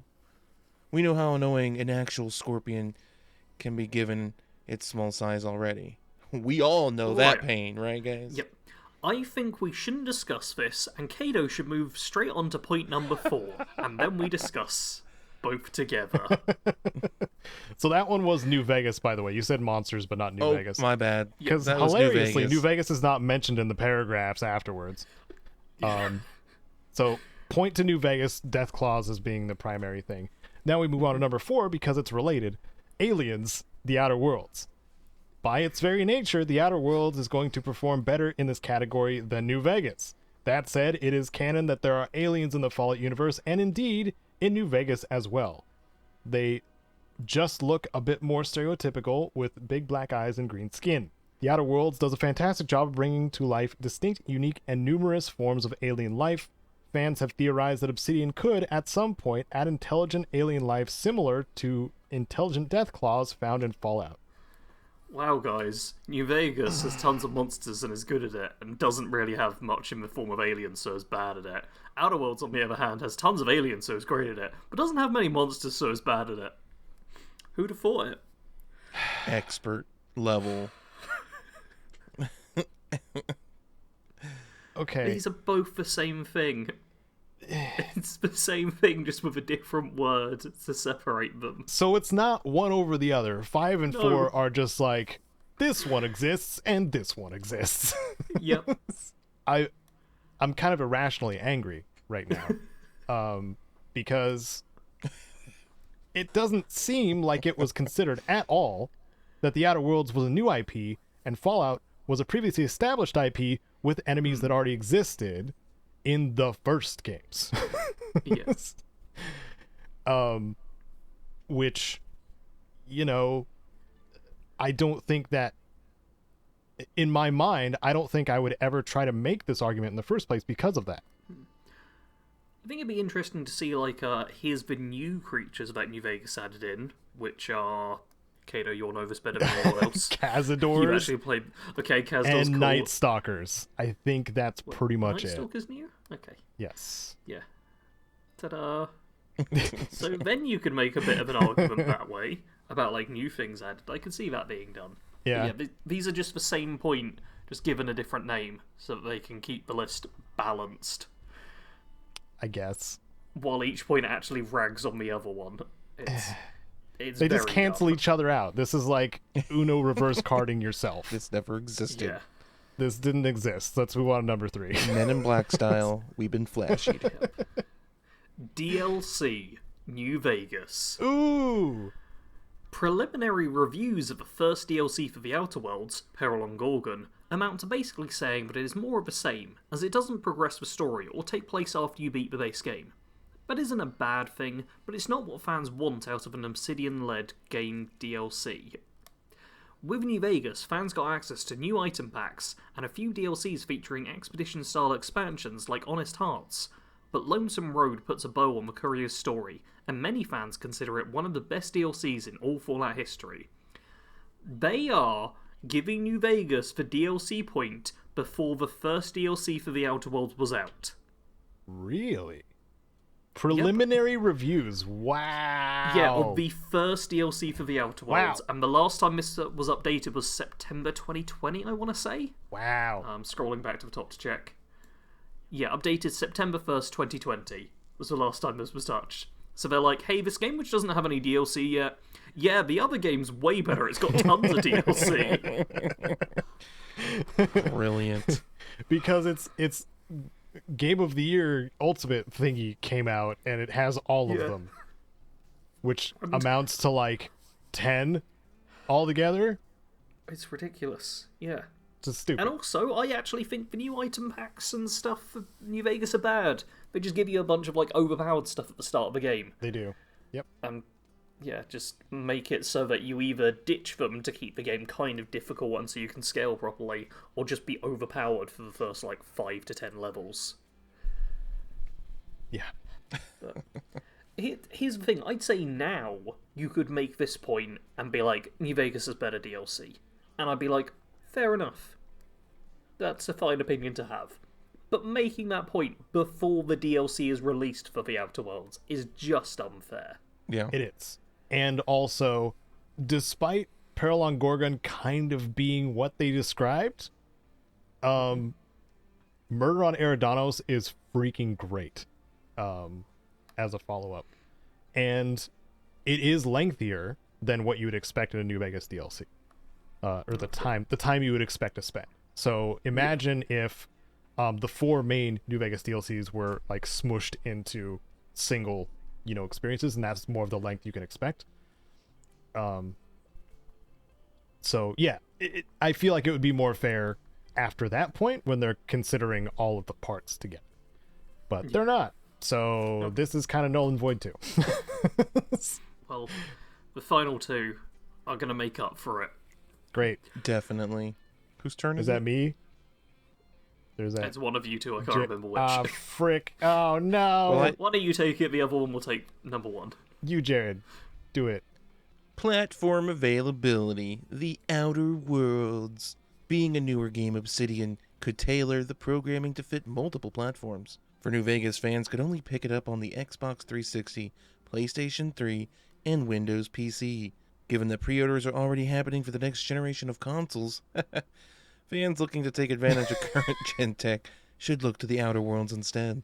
Furthermore, current owners of the Outer Worlds DLC, Peril on Gorgon, will get graphical optimization updates for the Xbox Series X lineup. The forthcoming DLC, Murder on Eridanos, has yet to be released. Nintendo Switch owners can also get their corporate alien smashing on. That sounds dirty. I'm just gonna say, This isn't Mass Effect. I was just gonna say that. Wait a This minute. is where the Mass Effect comparison should be in. Come on, guys. Jeez. Huh. So, The Outer Worlds isn't out on Xbox 360 and PlayStation 3. So if you were on the older generation of consoles still at this point, the platform availability would be better for New Vegas. Curious. This entire argument is structured around you having the modern consoles, which is probably likely, and it does have the whole Nintendo Switch thing going on, but it's not like there's more that you can play The Outer Worlds on than you can play New Vegas on. I It's think just this more just recent. shows their hand that they're pro-corporate, and they're just Oh, like, there buy it new is. hardware, please. Sponsors. Instead of like, hey, you may probably still have the means to play New Vegas, while you may not have the means to play the Outer Worlds, so buy more things. Is there an affiliate link in here somewhere? I bet you there is. I'm not gonna click the Nintendo Switch or Xbox Series Leads X you links. straight to Amazon. Dang it!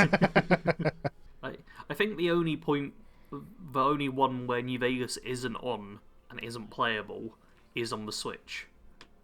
But I'm pretty sure it's playable on like the newest console still with backwards compatibility. Yeah. At least for Xbox, I assume it would be. And- Game Pass and stuff. And if it's not on Switch, good. What? Wow. I'm a Nintendo hater too. Well, we should have done the order the other way around because Jared doesn't get to talk This about is his favorite thing. this is Caedo's gonna definitely a have to Jared do it. thing too. Number one, the big comparison that makes New Vegas superior is mod support. Yeah. Despite being a bit of a spiritual successor to New Vegas, Obsidian did not support mods for the game at launch, though the developers would love to have done so. Weird quote. The studio did announce mod support in late 2019, but there are still a few mods available on Nexus Mods for fans to try out. Simply put, New Vegas is older, so there are just dozens more mods for fans to employ and adjust their experiences. As many Bethesda fans have done with The Elder Scrolls V Skyrim, players can amp up their visuals, tweak performance, and more with Nexus Mods options. Mods can even be used to adjust plot points, like this one that provides a new ending, which leads to another mod page. Cool. Features that aren't included in the games are suddenly fair game. Yeah. I always get a bit annoyed with, like, mods are a good thing. And the ultimate Just to state it there. freaking number one thing, which is also stupid. Yeah. But when people are either like, oh, you shouldn't criticize this element of a game because a mod fixes it, or this game is great on its own because there's a mod which does this thing, it's like, I'd like there to be more of a distinction between this is the game as it is, and we can talk about it this way, and there's mods as well, and we talk about them as two separate entities. And which they should be. Are. Absolutely. But they so often just get conflated, and Yep. it irks me. Like, I know mods fix your game. Clearly. I know. But when we're But talking then why about... aren't we allowed to talk about the fact the game's broken? You can't just be like, oh, mods fix it so it doesn't matter. I'm like, no. I want to make a video essay about it and you're not going to stop me. when we're talking about just features of the game itself and comparing the two, then it becomes completely unfair when mods start getting thrown in. But we already knew that, kind of, or assumed that going in, that this was going to be a stupid, unfair comparison anyway. So...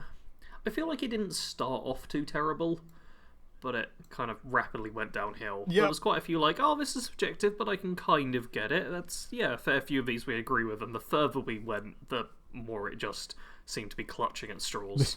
I like the graphics Yeah. one. I mean, yeah, it's even the case for the ones where we're like, yeah, we agree with this, so like, duh, it has to be this way. And the screwing up terms thing, I mean, that's largely what irks me a lot of the time is like, perks and skills are not the same thing. No.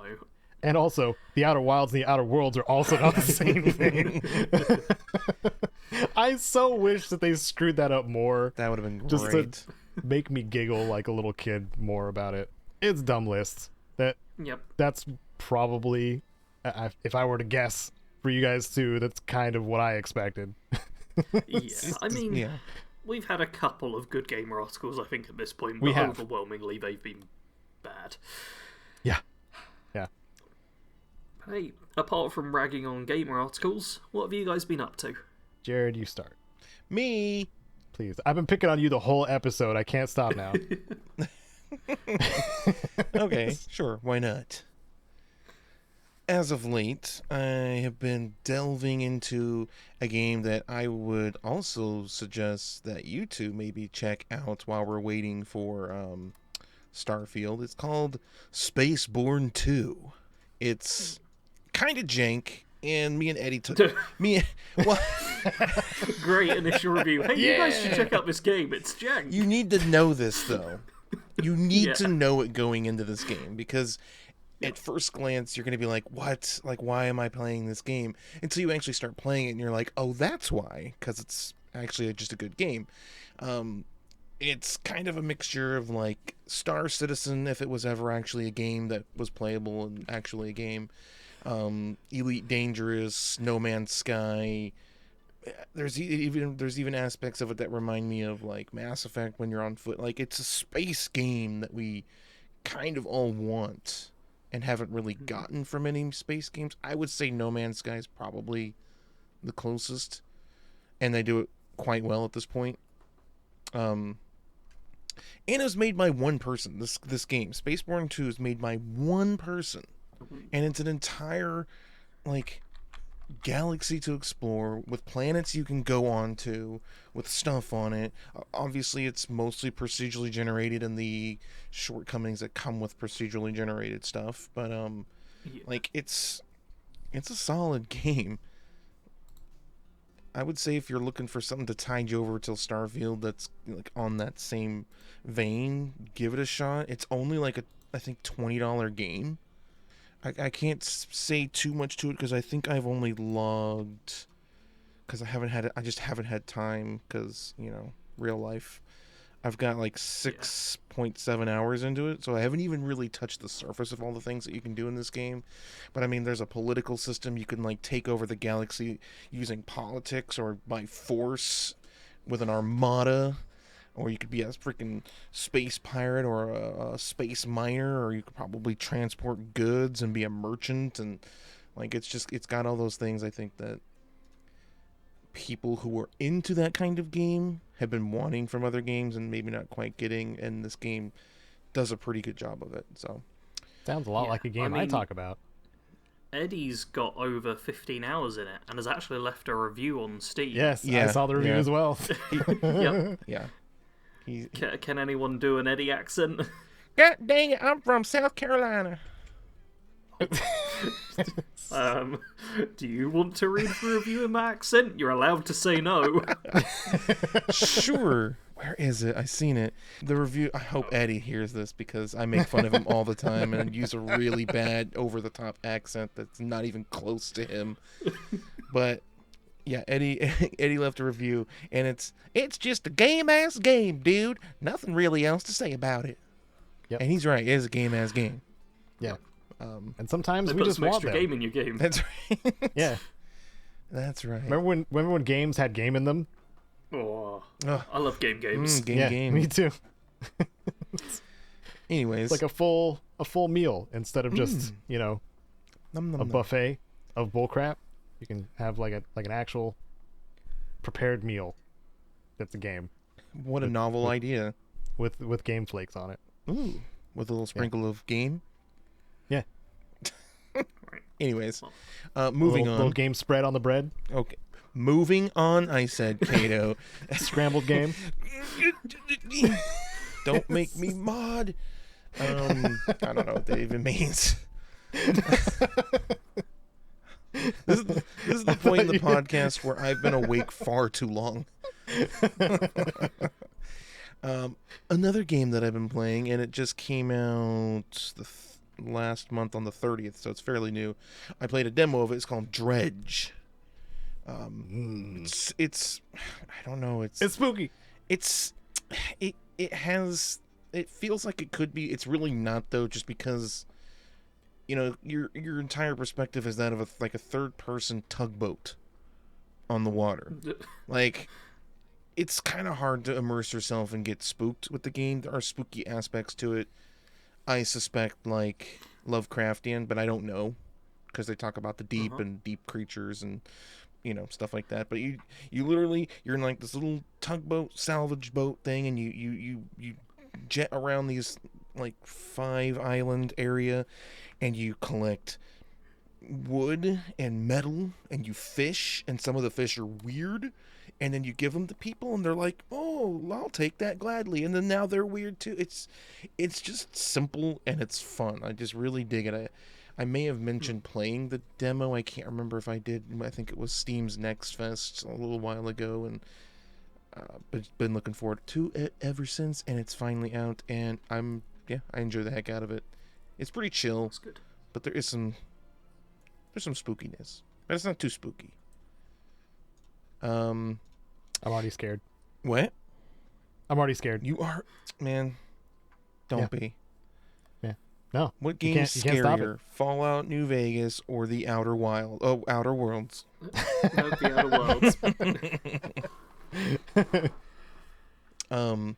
And lastly is a game that I literally just played before doing this podcast with y'all, because I just saw that it had been released, I think maybe today on early access. Yesterday. Tainted Grail Fall of Avalon. Now, this is a game that I've had wishlisted for I don't even know how long, because I don't even remember wishlisting it. I remember wishlisting it because Sarge said something about it. Yeah. But, and the reason I added in parentheses early access, not only because it is an early access, but because it's an early access. Okay. Oh. Well, I mean, with emphasis. Yeah, well, I've played it for 22 minutes, and I've already had it lock up and crash twice. Okay. Yeah, so I mean, it's just now early access. They're gonna work on that and so I haven't really got a chance to really delve into it. But the idea is really cool. It's like this alternate reimagining of the Arthurian legend, and like King Arthur and Merlin and all that stuff. But it's much darker and like dark fantasy reimagining. So and it's first person fantasy game. Yeah. It feels a lot like Skyrim in a way, or any like Bethesda Elder Scrolls game, because I won't spoil it unless you want me to, but you'll see if you ever play it. You'll be like, oh, I see what he meant now. In the very beginning. I currently have a community poll on my channel asking people if I should pick it up and make videos on it. I would wait. Because, yeah, and in fact, that's exactly what I thought after you said about it. Yeah, that's probably one of the big reasons I wanted to bring it up, even though I've only played it for 22 minutes. It's like, I know that I've seen that both of you had it wishlisted, so I could maybe give some insight. First impressions, like, it looks good. I feel like the fighting's a little clunky, but I just haven't played it enough to get used to. Like, I'm used to Skyrim, obviously. It's a bit more fast-paced in a lot of ways than this is. So if you go into it thinking it's going to be like Skyrim, you're going to probably be disappointed right off the bat. But just I'm keeping an open mind because I haven't had the chance to really sink my teeth into it yet. Yeah, I don't have much more to say than that, but I'll let you guys know more about it when they update it and start fixing it and patching it and stuff like that. Yeah, please do. Keep us posted. Will do. Who's next?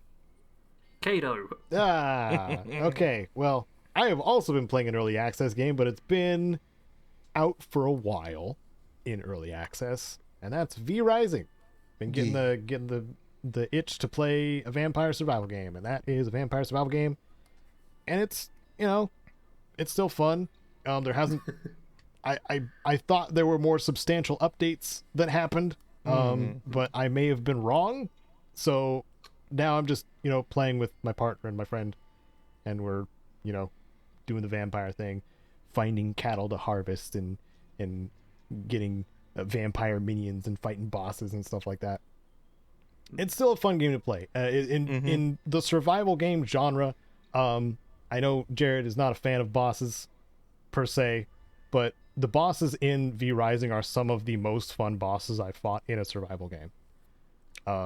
Because the mechanics that they use are very, very easy to pick up on the first few times you fight them. There is a difficulty to some of them. Like, some of them have more additional foes, so you have to like switch your spells and loadout around to compensate for what you're gonna fight. Especially if you solo the bosses. Oh yeah, definitely. And it's just fun. It's just a fun vampire survival game with a system that I like a lot, which is the blood system, where that kind of determines what kind of bonuses you'll have. So you can class yourself by taking blood from one class of enemy, and then you're like, oh, I just want to switch it up. I want to do more power with magic, and you're just like, oh, I'll find a scholar and take their blood instead. From warrior to scholar or whatever. It's cool. I think it's a good game. It's neat. I've got like 40 hours logged into it just playing on my own. Yeah, I think I've already broken like 200 in that game. Not quite. 173. But also, it's not without its issues. Kite hasn't run into this issue with their new computer, but mine has a weird like black shader fog type issue that just happens at random, where these black squares kind of balloon up out from one part of the screen and just kind of take over the whole screen and just make it black. It's a really upsetting bug to experience, especially multiple times. And the only fix obviously is just leaving the game and then coming back. So beyond that though, like, the game works well. And that bug is seldom, and also hasn't happened during a boss fight, which is the only time I would be like, this is bullcrap. So, it's just a fun survival game. It's it's got more content on the way, but I was too excited to play it again, so I may stop playing before that content comes out. It's supposed to be in like next month or something. But content complete games that I've been playing are Noida, which is a roguelike that I've talked about quite a few times already. It's still fun. You play a little wizard, shoot spells, blow things up, pixel environments, everything has physics. And you die a lot. Yay. Like a roguelike. And then Wasteland 3. I started a co-op campaign with my buddy Nelsar. But he's on vacation right now, so we've kind of postponed it.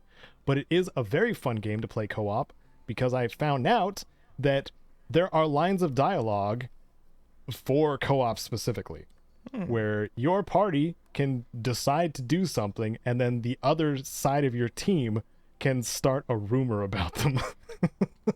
Nice. And it's hilarious and awesome and great and fun to tactic things out with your pals. Unfortunately, unlike Divinity Original Sin 2, it's only a 2-player co-op option, not up to 4 like Divinity has. So that's a little unfortunate, but it still is really fun to play, especially with a friend. So, and I believe it is also on Game Pass, pretty sure. It is. I think so. Yeah. So if you do have a friend to play with, or want a Fallout predecessor environment universe to play in, try Wasteland 3. It's really good. It's a really good game. That's all. Yeah. You know what isn't good? Half the games I've been playing. Are we playing the game again, Sarge? Yeah, okay, so I got 4 things listed here. Generation Zero, Magic Duel of the Planeswalkers, Far Cry 5, and Skyrim Speedrun. 2 of them good, 2 of them bad. Votes in now, people. I can guess. Generation Zero and Magic are bad. Yep. Yeah, that's an easy one. So, Generation Zero, I wanted to give it a proper chance. It's not like AAA or anything, but it's clearly quite ambitious. It's a first-person shooter, you're fighting robots, it's got some emphasis on stealth, but also on combat, and I was like, yeah, I'll give this a go, see how it goes. 2, maybe 3 missions in, where none of the enemies spawn in, and after looking online, the only way to progress the game is to delete all your saves and restart. Oh boy. What the... Yeah. So that got uninstalled quick. Now, Especially because it's a huge file size game. It's like 70 gigs or something, I want to say. I got hopeful when I kept seeing updates for that game, because I was like, oh, this game is still going strong. It's getting updates. It's, people are, still working on it, adding content and stuff like that. I mean, it's definitely got a community, but they seem to be the kind of community that's like, okay, well, we're fine with just having to restart or avoid all these issues. Like, it's lacking a lot of polish in important places, and the bugs are clearly a huge problem. Like, genuine game-breaking bugs we're talking about here seem very common. Were you playing it solo also? Yes. Yeah. Completely solo. I'm pretty sure, from all the promotional content, I was seeing a lot of, like, co-op gameplay, which makes it seem like it's definitely designed to rely on co-op fun as, one of its main features, more so than just makes sense. Being a part of it. I spent like a solid 3 or 4 minutes just running in a straight line to get to the mission where the enemies then just didn't show up. Yeah. But yeah. I also played Magic Duel of the Planeswalkers, which is like a Magic game from 2014. And I was like, yeah, let's give this a go. And I played about a dozen matches maybe, and I lost every single one. And to be clear, I am quite good at Magic the Gathering. Yes. I'm not great, but I rarely make mistakes. I know what I'm doing. Like, I'm an experienced Magic player. To start off, you have one enemy you can fight in the campaign, which is Chandra. She's got a red deck, you've got a green deck. all nice and simple stuff. You don't have any extra cards in the green deck. All you can do is take out cards and put in more forests. That's the only changes you can make to the deck. What? Yep. She beat me every single time by consistently drawing the exact card she needed. If I was able to wipe the board, she'd instantly get a creature bigger than anything I had. If I was able to out-creature her, she'd instantly draw a damage spell which killed multiple of my creatures. Anything I did, she always had an answer. And this was across, I think, about 10 games I played against her. Just flat out unbeatable.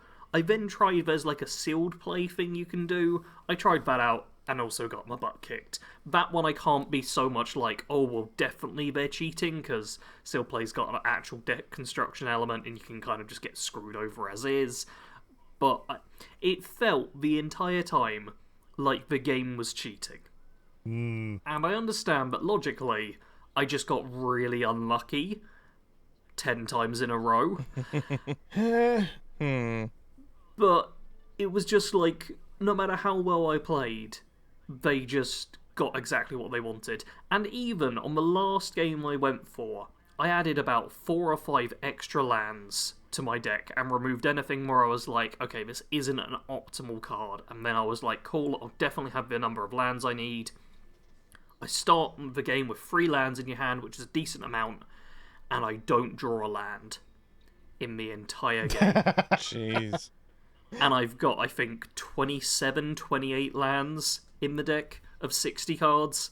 So there's about That's 25. more than you would need in most decks. Yeah, it's Way about more. 50-50 for me drawing a land every single turn. Oh my god.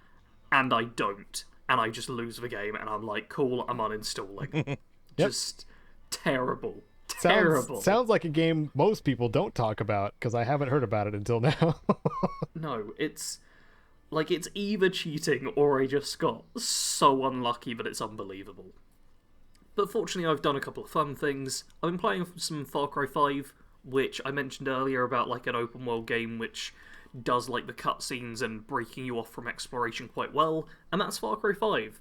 There's a handful of instances where you'll like walk through the bliss and you'll get transported to another place, or you get hunted down and transported to another place. But it happens very infrequently. For the most part, you're just allowed to roam around and do what you want, and that's what I've been doing. I've been ignoring the missions and just kind of exploring and blowing stuff up and having fun.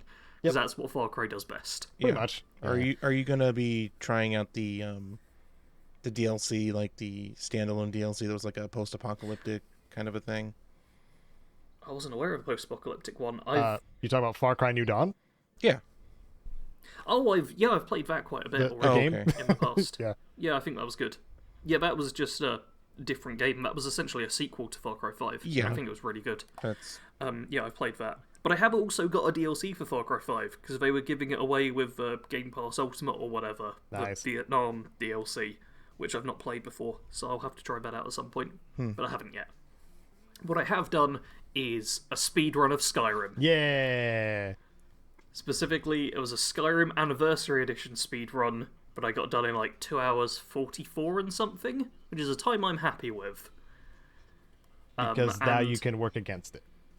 Yeah, and I think it also put me, like, Skyrim, on like speedrun.com, I think I was 104th in the world for standard Skyrim speedruns, but this is Anniversary Edition, which doesn't have a category, so there's like no times or anything on there. So as far as I'm concerned, I am the world record holder for Skyrim Sarge Anniversary number Edition one! speedruns.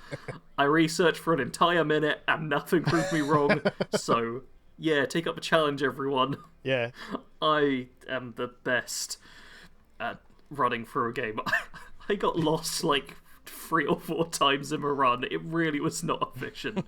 But I'm planning on doing like more Skyrim speedrun style stuff in the future, because I've only got like 3 or 4 more streams until Red falls out. So yeah, that's it for me. Nice. Can I say one thing about that? Your speedrun? I guess. It's nothing like that. I was there for part of it, you may remember. Yes. I felt bad because I was in the process of like waking up and doing things, but also trying to catch your stream. And it came to my attention that you had said something to me and I did not respond. And I felt kind of bad, so I apologize. You said Oh, that's you perfectly had said fine. something like you had been talking about me or something, and I just didn't I say can't remember nothing. exactly what it was. I think we might have been talking about like indie games or horror games or something Oh, like okay, that. Or no, maybe it was when we did like co-op streams in the past. Yeah, because I was talking about how I'd always like run ahead of the rest of you guys, and Yeah. that's when I was like, yeah, I should do speedruns. Sarge the Martyr. Yeah. Oh yeah. Yeah, but no, that's whatever. I often wake up and I'm like, oh, Babbling Bros, and I see like the last 10 minutes and I'm half asleep during it, so I fully know that feeling. Okay. Yeah. I felt it needed to be said. I was there though. Well, that's You were. that's that's very kind. That's a positive note to end it on too. So, Yeah. if any of you listening have any sort of comments to leave about the news topics that we talked about, or the hilariously not great The Gamer article we covered, or you just want to share about what you're playing and doing and stuff like that, please do add comments below. We do read them, and you may become a comment of the cast. But until next time, 2 weeks from now, on every other Sunday, 10 a.m. Pacific, we'll catch you later on the next PIPCAST 3000. Oh, and thank you to my patrons and also Wasteland Legends, Rose and Sven. Goodbye.